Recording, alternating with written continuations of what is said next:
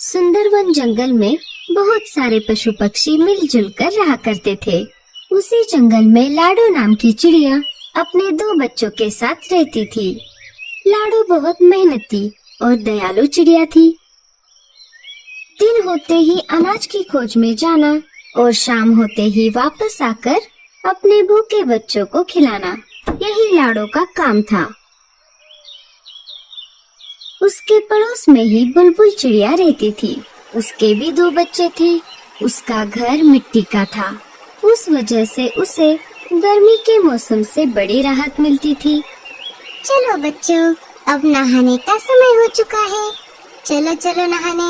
नहीं मम्मी, हमें नहीं नहाना।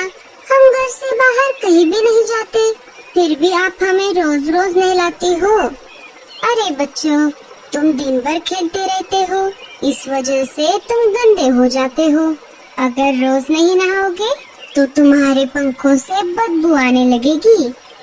बुलबुल के बच्चों को नहाना पसंद नहीं था, फिर भी बुलबुल उनको जबरदस्ती से नहलाती थी। बुलबुल ने अपने बच्चों को नहलाया और उनको घर के ऊपर सूखने के लिए बाहर खड़ा कर दिया। चलो, अब मेरे काम का समय शुरू हो जाएगा।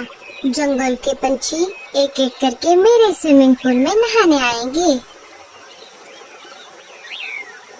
बुलबुल बहन, क्या मैं मेरे बच्चों को नहलाऊं? हाँ हाँ, क्यों नहीं, पर तुम्हें पता है ना, एक बच्चे को एक बेरी। हाँ हाँ, मुझे मालूम है। ये लो 2 बेरियां। रानो भी अपने बच्चों को नहलाने लगी। एक एक करके जंगल के सारे पंछियों ने अपने अपने बच्चों को नहलाया। लाडो भी अपने बच्चों को नहलाना चाहती थी। वो बुलबुल के पास चली आती है। बोलो लाडो, क्या काम है? बुलबुल बहन, मुझे भी मेरे बच्चों को नहलाना है। हाँ हाँ, क्यों नहीं, लाओ फिर 2 बेरियां।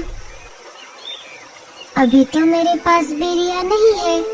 बहन, जब मैं पहाड़ी इलाकों में जाऊंगी तब बेरियां लेकर आऊंगी और तुम्हें दे दूंगी। नहीं नहीं, ऐसा नहीं चलेगा। बेरियां नहीं तो स्विमिंग पूल में एंट्री भी नहीं। ठीक है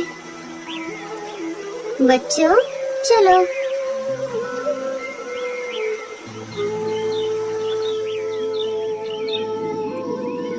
माँ, हमें भी बुलबुल आंटी के स्विमिंग पूल में नहाना है। लाडो ने बच्चों को समझाते हुए कहा। नहीं बच्चों, हम नहाने के लिए नदी में जाएंगे। वहाँ का पानी साफ सुथरा है।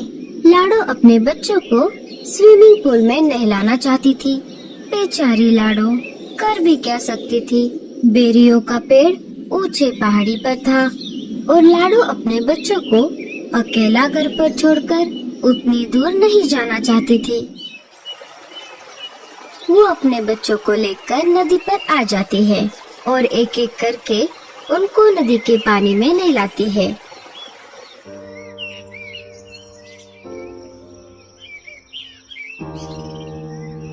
अरे लाडो, ऐसे उदास क्यों बैठी हो? क्या कुछ परेशानी है? अरे नहीं कालू भैया, ऐसी कोई बात नहीं है। सोनू मोनू को बुलबुल चिड़िया के स्विमिंग पूल में नहाने की बहुत इच्छा है, लेकिन वो नहाने के बदले बेरियों की मांग कर रही है और अभी तो मेरे पास बेरिया नहीं है। बेरिया लाने के लिए मुझे ऊंचे पहाड़ी पर जाना होगा, पर मैं मेरे बच्चों को घर पर अकेला छोड़कर उतनी दूर नहीं जा सकती। बस इतनी सी बात, मैं हूँ ना, मैं पहाड़ी इलाकों में जाकर बेरिया ले आऊंगा। बड़े आए जाने वाले। क्यों जी, आपके पास कोई दूसरा काम नहीं है क्या? ना बीवी है ना बच्चे। आप एक काम करो, सारे पंछियों के काम फोकट में करो। अरे गोरी, मैं तो ऐसे ही कह रहा था। मैं पहाड़ी इलाकों में जाता रहता हूँ ना, इसीलिए मैंने ऐसा कहा। तुम भी ना गोरी। बहुत दिनों से जग्गू सेब मांग रहा है, क्या आपने लाकर दिया? कोई जरूरत नहीं है किसी की मदद करने की। अब सीधा मेरे साथ घर चलो। कालू कौवा वहाँ से चला जाता है। मम्मी, मुझे भी स्विमिंग पूल में नहाना है। अरे जग्गू, तुझे नहाने की कोई जरूरत नहीं है। तू तो वैसे भी साफ सुथरा है। लाडो उदास बैठी थी कि तभी वहाँ पर भूरा कौवा आ जाता है। भूरे ने सारी बात सुन ली थी। लाडो, तुम परेशान क्यों होती हो? मैंने अभी अभी सब सुन लिया है। तुम एक काम क्यों नहीं करती? मैं तुम्हारे बच्चों की देखभाल करता हूँ। तुम पहाड़ी इलाकों में जाकर बेरिया लेकर आओ।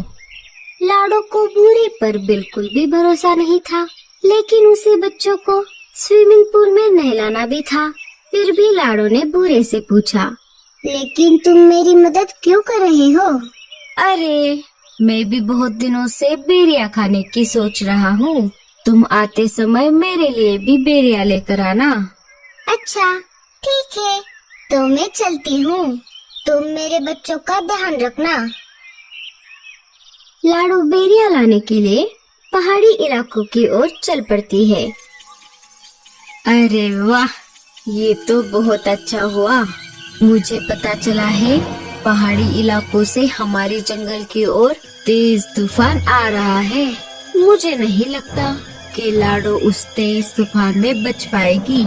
फिर मैं इन दो बच्चों को घर से बाहर फेंक दूंगा। लाडो के जाते ही भूरा बच्चों को घोंसले से बाहर निकाल देता है और घोंसले का दरवाजा लगा लेता है। बच्चे अपनी माँ की याद में रोने लगते हैं।